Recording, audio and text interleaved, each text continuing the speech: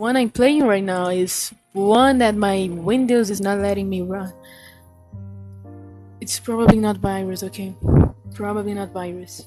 Okay, the name of the game is Do Not Take This Cat Home. So I plan on taking this cat home to see what happens. Oh, guys, never mind, it worked.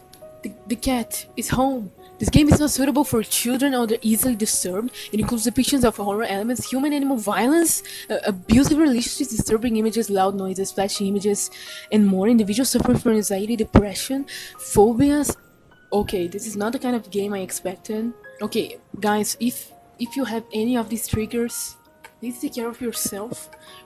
This game is literally trying to purposely traumatize me and it's telling me to take care of myself. What? Okay, guys, never mind. Alright, if you have any triggers, do not watch this game. Clearly, it is dangerous if you are not very strong. If you can handle kitties that are possibly easily disturbed. Alright, you're not having a great day as usual. Oh, great. It's the first time in a while that you felt like going out, but in the middle of your walk, it starts to rain. Typical, but maybe this is just a sign that you shouldn't have stayed home today. Yeah, you can always try again tomorrow, right? Honestly, I see that many people hate rain, right? I mean, I can see why it could be bad for you to like get wet when you're going out because you can get sick and all, but rain is not a bad thing. It makes the grass grow. I mean, and yeah, and you can drink water because it rains. You turn to head home when no, what was that? There are only a few people around on the street. Makes sense due to the increase of missing persons around the area recently. What? What? Well, that and the weather. Guys, I think the cat has something to do with people disappearing. But none of them react to the sound at all. Curiosity guiding your steps, you follow the sound to the entrance of a dark, dingy alleyway. You timidly enter the alley and walk forward. The ground, dampened by the rain, makes your steps sound louder and more confident than you actually feel. Meow, meow. Sorry, guys, I. Finally, the sound source comes into view in the cold and light of the alley. At the end of the alley, in a big cardboard box, is a cat. Huh. Guess it should have been obvious. It's an interesting looking cat. Its pretty yellowy eyes shine like gold among the dark sea of its black fur. It puts its front paws up on the edge of the box and looks up at you. Meow. So cute. And it definitely knows it. You've never had much of an opinion one way or another about cats before. But if they're all like this one, it's a shock they haven't already found a way to rule the world. Yeah. You don't think you'd mind bowing down to a feline overlord? Okay, bro, this cat is controlling our minds. You look around the alley with a small frown. Who leaves cats in cardboard boxes these days anyway? Wouldn't they just jump out and leave the box eventually? The cat doesn't answer you, obviously. It also doesn't do as you suggest and leave the box. It's just looking at you, as if waiting for you to make the next move. Let's save. Okay guys, so obviously, we're going to do what the game says and do not take the cat home. With a sigh, you take a decisive step back. As cute as the cat is, you really can't afford to be taking in a pet on a whim. Okay guys, let me tell you a story about a dog, an actual puppy I saw in an alleyway. So it was really small, right? And I was really afraid a bike would eventually run over it. So I was really indecisive about picking it up. But like I just decided to take it, and also there was an old man that decided to talk to me, and I just followed him, and like it was to my way home, so I just took the cat. thinking the guy was going to take it, but he didn't. So I just took it home, searched for somebody else to take care of it. Then the puppy stayed in my house for a few days. Then we actually gave him to my sister's boyfriend. So like, actually, I think it's probably better to take it home. Like, because what would have happened to the puppy if I hadn't taken it home, you know? She was so cute.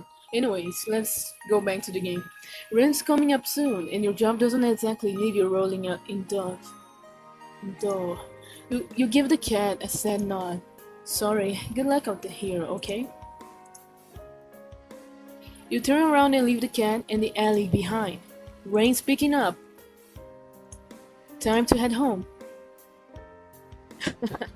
Ending question mark. Yet a fool. Oh, alright, let's go to the... Let's just skip. Alright guys, let's be fools and take the damn cat home. You know what? You reach into the box and pick the cat up, holding it out in front of you. Why not? Meow. You're all alone and well, and kind of in the same boat myself, so you bring the cat close. You didn't realize it was shivering until just then, but it slowly breathes easier as it presses into your chest. Why not stick together, right? At least for a little while. Honestly, I told the story about a puppy, but the actual cat I took in was actually desperate when I took it. Because, well, it was not a kitten. So, yeah, wasn't a good idea, guys. I think it's better to leave wild animals in the wild. You think a little while will probably be more like a day. You'll be responsible and take it to a shelter tomorrow, but for now, let's get you out of the rain, okay? Now, you stop by a small local pet store for some cat food, then head back home. You live in a modest apartment. One bed, one bath, one you're living alone in it. So it feels weird having another living being inside it after so long, even if it is just a cat. It's not just a cat, okay? After unlocking the front door and placing the cat on the floor, you watch for a moment as it curiously explores the new environment, leaving the feline to his own devices, set about making the both of you some dinner. You take out the can of cat food and open it with the tab on top. You put some cat food on a saucer and click your tongue to call the cat over to you. It perks up at your beckoning and rushes over. It looks at the plate of food. It's hungry, right? And it completely ignores it. Guys, the cat is actually a monster. The cat is a human being. Not hungry, I guess. You try not to let it annoy you. The cat doesn't understand the concept of money to appreciate that you spent your hard-earned cash on it. It's just a cat after all. Are you sure it's a cat? Usually cats love that kind of food, okay? This is sus. I'll just leave it here if you get hungry later, okay? The cat rubs its body against your legs with a purr. You smile. That's a note of thanks for you. It follows you into the kitchen as you start on your own dinner. You decide to have enough ingredients for a sandwich. Bread toasted, mayo and mustard spread, turkey and cheese and lettuce perfectly placed. Tomato slice, ow!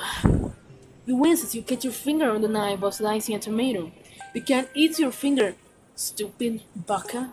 You feel a little embarrassed for such a blunder and sigh, tossing the knife onto the cutting board. You're about to head to the bathroom for a bandage when the cat hops up onto the counter. It sniffs at the knife and meows almost pointedly at you.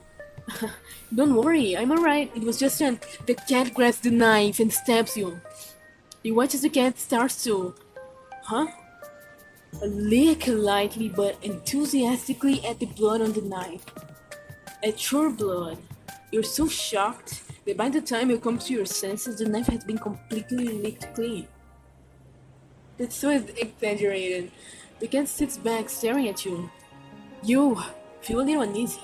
Sure, cats are meat-eating predators, but that was a little weird, right? It's not that weird. Sure, you're no cat expert, but that was definitely not something an ordinary cat would do. I'm not sure about that. Right? No. Well, regardless, you're not about to abandon a cat in need while it's still raining outside. Not after all your efforts. We're going to take it to the shelter tomorrow anyway. What's one night of awkwardness? Weird or not, it's just a cat. The rest of the evening, unfortunately, goes downhill from here. Even after covering up your fingers cut with a bandage, the cat keeps trying to lick at the wound. While you're eating your sandwich, while you're cleaning up the kitchen, while you're trying to watch TV.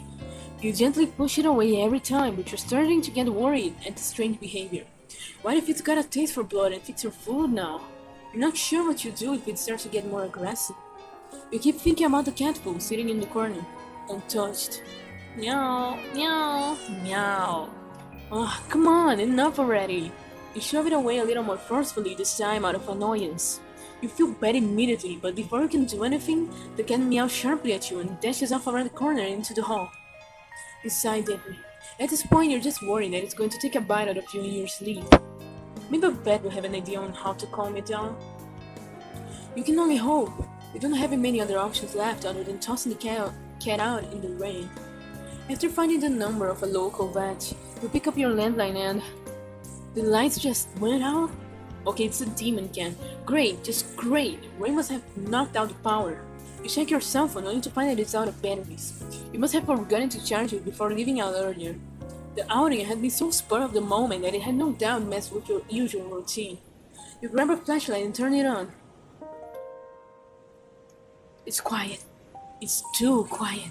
Did the rain stop? But then, why did the power go out? You look outside. The sky is pitch black. What time is it? You turn to check the clock.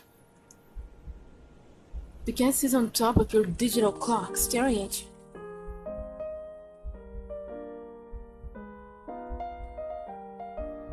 It looks like it's saying help. It's saying help. Bro, is the cat asking for help? Thinking now, you realize the clock shouldn't be working at all with the power outage, but the numbers are lit up and going completely haywire. The cat stares at you, it's completely still. You'd think it was a statue if you didn't know any better. True, it's not giving off any indication that it's alive. It's not blinking, it's not even breathing. But its eyes. This isn't normal. You're afraid. You want to run, but you're afraid of letting the cat out of your sight. You consider tossing the cat out, after all. But as soon as the thought enters your head, you feel a sharp urge to vomit. Those eyes, its eyes hold you still, even with your flashlight trained on it. Its pupils are large, round and key. The flashlight flickers. You flicker back. No, just kidding.